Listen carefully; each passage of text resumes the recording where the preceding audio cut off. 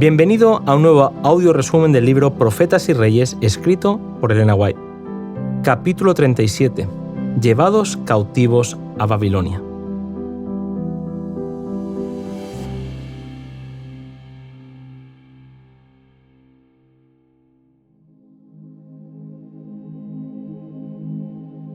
En el año 9 del reinado de Sedequías, Nabucodonosor, rey de Babilonia, vino con todo su ejército contra Jerusalén, para asediar la ciudad.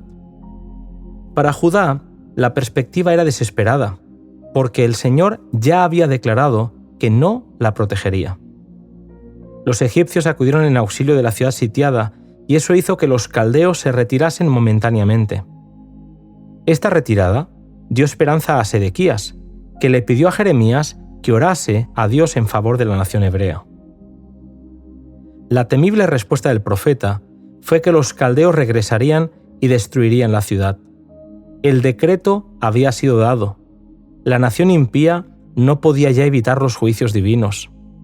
Irían al cautiverio para aprender en la adversidad las lecciones que se habían negado a aprender en circunstancias más favorables. Ya no era posible apelar de este decreto al santo vigía. Entre los justos que estaban todavía en Jerusalén, y para quienes había sido aclarado el propósito divino, se contaban algunos que estaban resueltos a poner fuera del alcance de manos brutales el arca sagrada que contenía las tablas de piedra sobre las cuales habían sido escritos los preceptos del Decálogo. Así lo hicieron. Con lamentos y pesadumbre, escondieron el arca en una cueva, donde había de quedar oculta del pueblo de Israel y de Judá por causa de sus pecados, para no serles ya nunca más devuelta. Esa arca sagrada está todavía escondida, no ha sido tocada desde que fue puesta en recaudo. Durante muchos años, Jeremías se había destacado ante el pueblo como testigo fiel de Dios. Ahora que la ciudad estaba por caer, intentó salir de la ciudad, pero uno de los falsos profetas lo acusó de querer unirse a los babilonios. Al fin y al cabo, él había instado a los judíos a someterse a los babilonios. La acusación fue creída y Jeremías fue azotado y puesto en la cárcel. Las esperanzas que habían nacido en los corazones de los príncipes y del pueblo, cuando los ejércitos de Nabucodonosor se volvieron hacia el sur para hacer frente a los egipcios, quedaron pronto destruidas. Egipto no era más que una caña cascada que ya había sido sentenciada por el Señor. Entonces, el rey Sedequías se acordó con ansioso presentimiento del profeta de Dios que había sido echado en la cárcel. En secreto, le preguntó si Dios le había enviado algún mensaje, y él le dijo que sería entregado en manos del rey de Babilonia.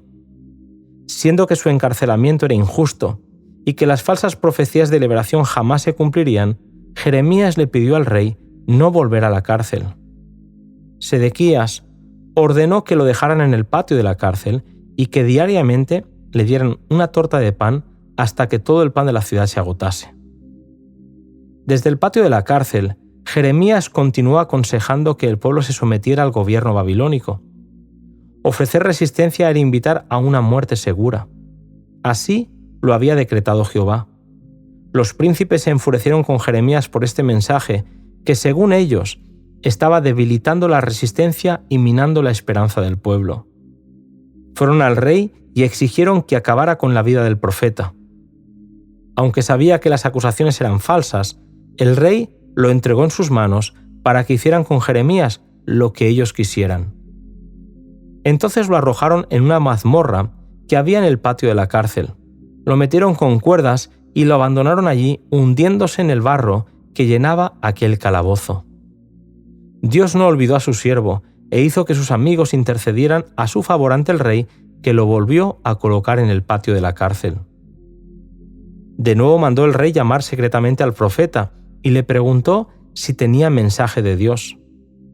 Aún tenía la oportunidad de rebelarse y quería escuchar las advertencias de Jehová, y así atemperar con misericordia los castigos que estaban cayendo ya sobre la ciudad y la nación.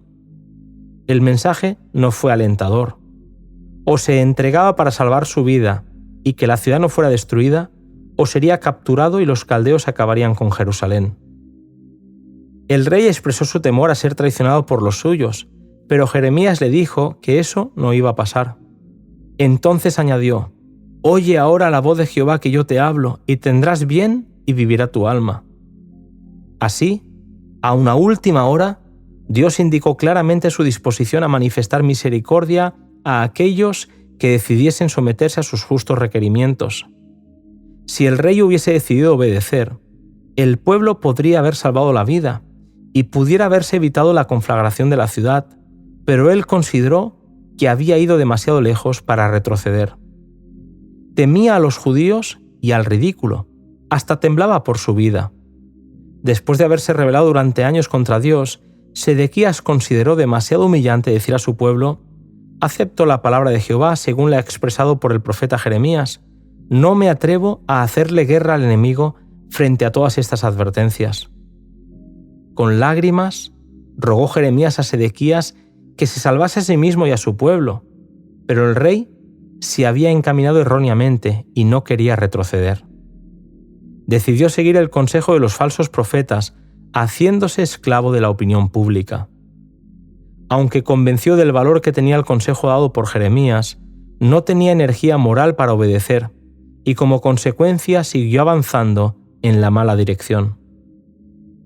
Si Sedequías se hubiese levantado valientemente y hubiese declarado que creía las palabras del profeta, ya cumplidas a medias, ¿cuánta desolación podría haberse evitado? El pueblo habría respetado su espíritu valeroso y los que vacilaban entre la fe y la incredulidad se habrían decidido firmemente por lo recto. La misma intrepidez y justicia de su conducta habrían inspirado admiración y lealtad en sus súbditos. Habría recibido amplio apoyo y se le habrían perdonado a Judá las indecibles desgracias de la matanza, el hambre y el incendio. La debilidad de Sedequías fue un pecado por el cual pagó una pena espantosa. El enemigo descendió como una luta irresistible y devastó la ciudad. Los ejércitos hebreos fueron rechazados en confusión. La nación fue vencida. Sedequías fue tomado prisionero y sus hijos fueron muertos delante de sus ojos. El rey fue sacado de Jerusalén en cautiverio, se le sacaron los ojos y después de llegar a Babilonia, pereció miserablemente. El hermoso templo que durante más de 4 siglos había coronado la cumbre del monte Sión no fue preservado por los caldeos. Fue todo destrucción. Los que escaparon del largo asedio murieron por la espada. Otros fueron llevados a Babilonia, y allí los principales sacerdotes, oficiales y príncipes del reino fueron ejecutados como traidores.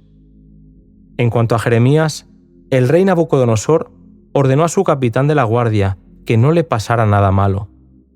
Librado de la cárcel por los oficiales babilonios, el profeta decidió echar su suerte con el débil residuo de los pobres del país, que los caldeos dejaron para que fuesen viñadores y labradores. Sobre este remanente que quedó en Judá, los babilonios pusieron a Gedalías como gobernador, pero apenas habían pasado unos meses cuando fue asesinado. Desamparados, los judíos se dejaron convencer por aquellos que pensaron que irse a Egipto sería la mejor opción. Jeremías alzó la voz en protesta contra ese viaje. Les dijo que Dios había advertido explícitamente contra tal posibilidad, pero ellos no hicieron caso y viajaron hasta el país egipcio. Las palabras de condenación que pronunció Jeremías por mandato del Señor iban acompañadas de promesas para aquellos que se arrepintiesen de su insensatez. Dios quería salvaguardar a su pueblo de las influencias idólatras en Egipto y mostró su disposición a manifestar misericordia a los que le resultasen leales y fieles. El pesar del profeta por la absoluta perversidad de aquellos que deberían haber sido la luz espiritual del mundo, su aflicción por la suerte de Sión y del pueblo llevado cautivo a Babilonia, se revela en las lamentaciones que dejó escritas como monumento recordativo de la insensatez que constituye el desviarse de los consejos de Jehová para seguir la sabiduría humana. Mientras Judá era todavía reino entre las naciones, había preguntado a Dios: ¿has desechado enteramente a Judá? ¿Ha aborrecido tu alma a Sión? Y se había atrevido a suplicar: por amor de tu nombre, no nos deseches. La fe absoluta del profeta en el propósito eterno de Dios de sacar orden de la confusión y de demostrar a las naciones de la tierra y al universo entero sus atributos de justicia y amor, le inducían ahora a interceder confiadamente por aquellos que se desviasen del mal hacia la justicia. Ahora Sión estaba completamente destruida, y el pueblo de Dios se hallaba en cautiverio. Abrumado de pesar, el profeta exclamaba: «Acuérdate, oh Jehová, de lo que nos ha pasado.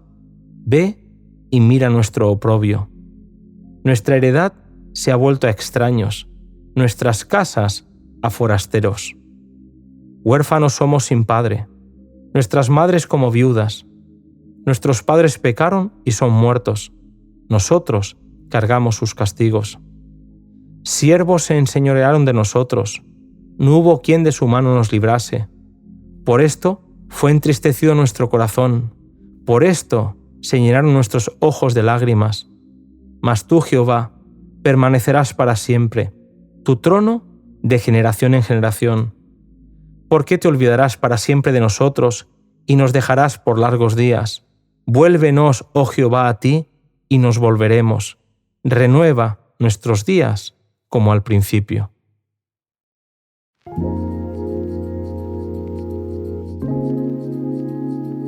Y así, con las tristes palabras de este profeta, llegamos al final de este capítulo y nuestro corazón se conmueve frente a la destrucción de Jerusalén. No te pierdas el siguiente capítulo, que lleva como título Luz a través de las tinieblas.